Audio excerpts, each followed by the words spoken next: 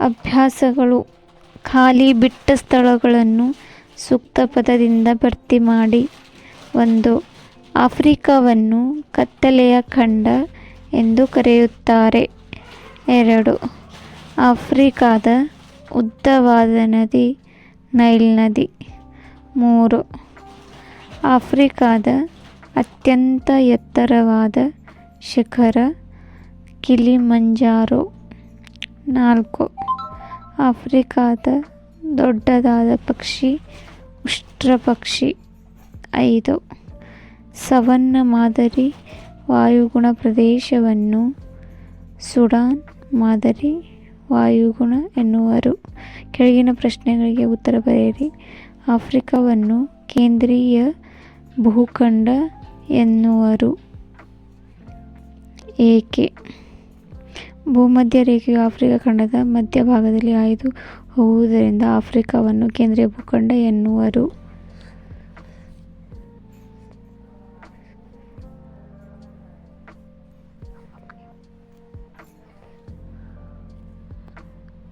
ಭೂಖಂಡ ಎಂದರೇನು?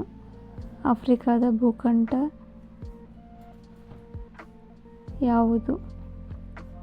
2 ವಿಶಾಲವಾದ ಭೂಭಾಗಗಳನ್ನು ಕೂಡಿಸುವ ಮತ್ತು 2 ಜಲರಾಶಿಗಳನ್ನು ಪ್ರತ್ಯೇಕಿಸುವ ಕಿರುದಾದ ಭಾಗವೇ ಭೂಖಂಡ ಎನ್ನುತ್ತಾರೆ. ಆಫ್ರಿಕಾದ ಭೂಖಂಡ ಸೂಯೆಜ್.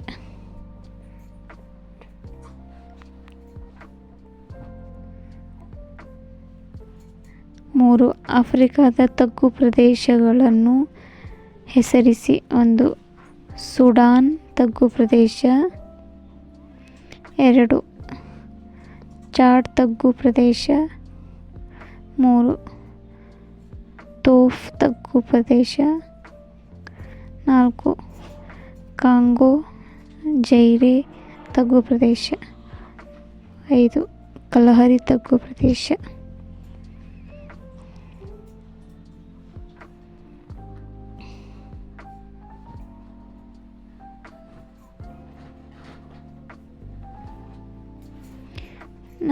ಆಫ್ರಿಕಾ ಖಂಡದ ವಿವಿಧ ಸಸ್ಯ ವರ್ಗಗಳನ್ನು ತಿಳಿಸಿ. ಸಮಭಾಜಕ ವೃತ್ತದ ಸದಾ ಹಸಿರಾಗಿರುವ ಅರಣ್ಯ, ಮ್ಯಾಂಗ್ರೋವ್ ಸಸ್ಯಗಳು, ಸವನ್ನಾ ಕಾಡುಗಳು, ಪರ್ವತ ಸಸ್ಯವರ್ಗ.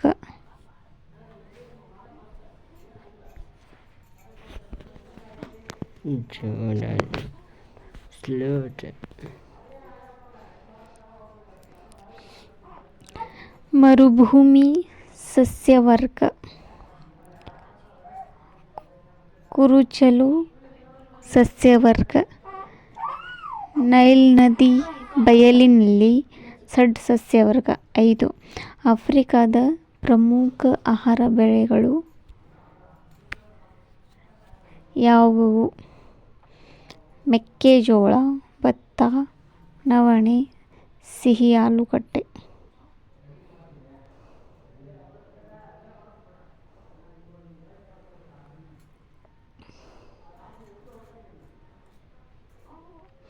ಮತ್ತು ಗೆಣಸು, ಕಡಲೆಕಾಯಿ, ಬಟಾಣಿ ಮತ್ತು ಹಿಟ್ಟಿನ ಇವು ಆಫ್ರಿಕಾದ ಪ್ರಮುಖ ಬೆಳೆಗಳು.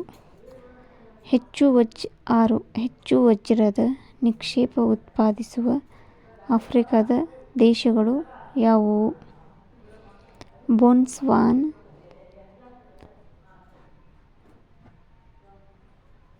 ಜೈರೆ.